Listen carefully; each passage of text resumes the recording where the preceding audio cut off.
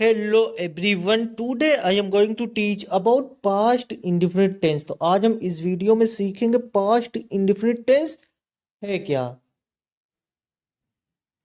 Past indefinite tense की पहचान। तो पास्ट इंडेफिनिट टेंस की पहचान है जिन वाक्यों के अंत में आ, ई, ए या ता था या ती थी, ते थे आदि शब्द आते हैं तो वह वाक्य पास्ट इंडेफिनिट टेंस होता है। तो पास्ट इंडेफिनिट टेंस रूल, सबसे पहले इसमें क्या लिखते हैं हम? सबसे पहले लिखेंगे हम सब्जेक्ट। सबसे पहले सब्जेक्ट लिखेंगे, उसके बाद वर्ब की सेकंड फॉर्म। तो सब्जेक्ट के बाद यानी सब्जेक्ट, सब्जेक्ट को हिंदी में कहते हैं कर्ता, उसके बाद वर्ब की second form plus object plus other word. For example, उसने खाना खाया। तो उदाहरण के लिए उसने खाना खाया, तो लास्ट में क्या है? लास्ट में यहां पर या है। तो अब हम पहचान जाएंगे कि ये पास्ट इंडेफिनिट टेंस का अफर्मेटिव सेंटेंस है, क्योंकि सेंटेंस के लास्ट में या है। तो सबसे पहले इसमें क्या लिखेंगे हम? रूल्स के हिसाब से सबसे पहले लिखेंगे हम सब्जेक्ट। सब्जेक्ट इसमें क्या है? सब्जेक्ट इसमें है उसने।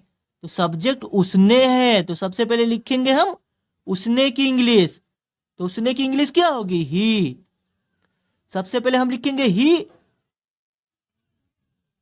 लिखा यहां पर। अब सब्जेक्ट के बाद वर्ब की सेकंड फॉर्म। तो इसमें वर्ब क्या है? खाया, यानी ये खाया वर्ब है, तो खाना वर्ब है।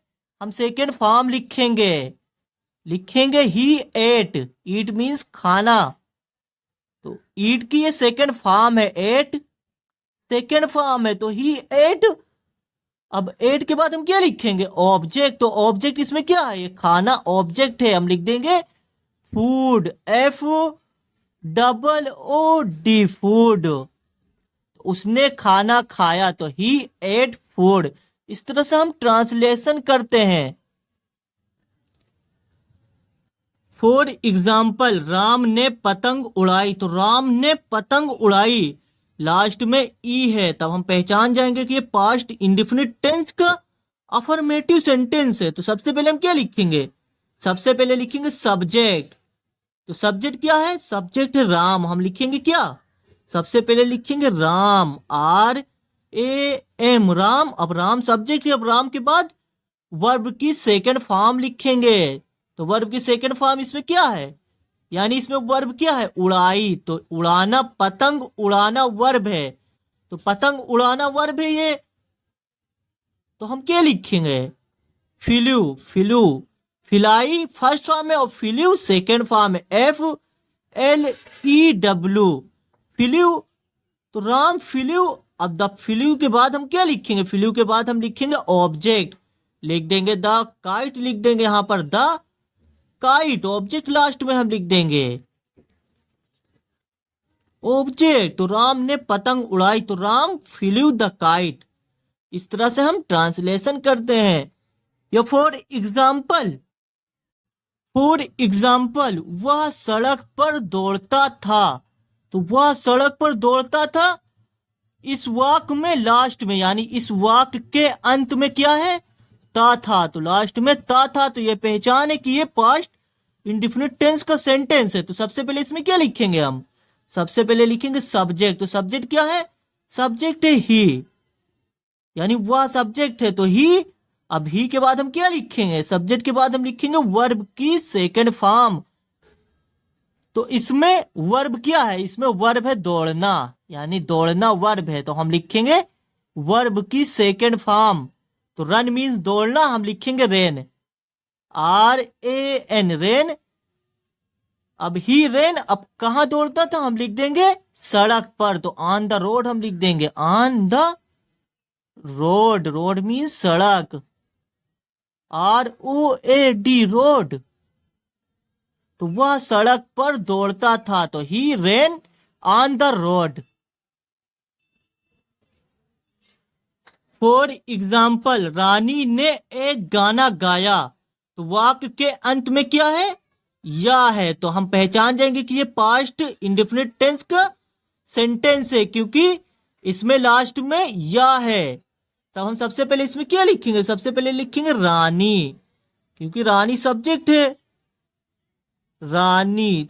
अब रानी के बाद हम क्या लिखेंगे, रानी के बाद हम लिखेंगे वर्ब की सेकंड फॉर्म। तो इसमें वर्ब क्या है, गाना, यानी ये गाया, गाया वर्ब है, तो लास्ट में जो है ये वर्ब है, तो हम लिखेंगे वर्ब की सेकंड फॉर्म। तो सिंग मीन्स गाना गाना, और हम लिखेंगे Seng, second form Seng, SANG, Seng, Seng means गाया।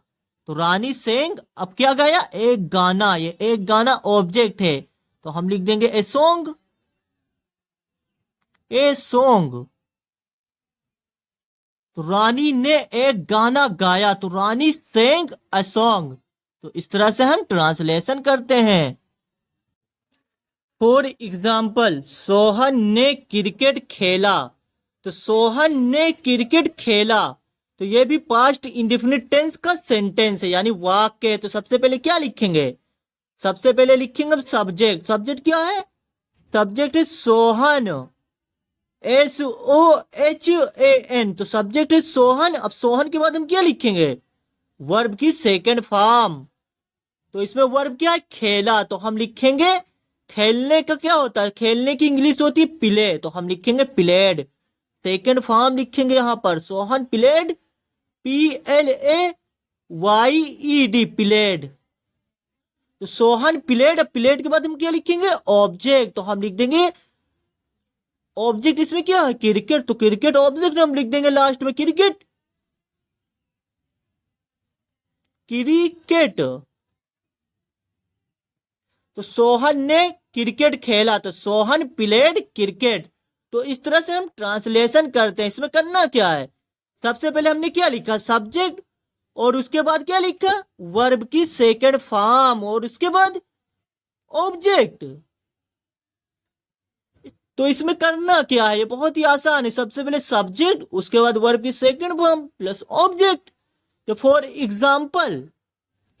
फॉर एग्जाम्पल सुरेखा ने किताब पढ़ी, तो सुरेखा ने किताब पढ़ी, सबसे पहले लिखेंगे हम सब्जेक्ट, सब्जेक्ट है सुरेखा, सुरेखा। अब सुरेखा के बाद हम लिखेंगे वर्ब की सेकंड फॉर्म, तो ये पढ़ी यानी पढ़ना वर्ब है, तो हम लिखेंगे रेड, READ, रेड। तो सुरेखा रेड, तो इसे हम रीड नहीं पढ़ेंगे, इसे हम रेड पढ़ेंगे।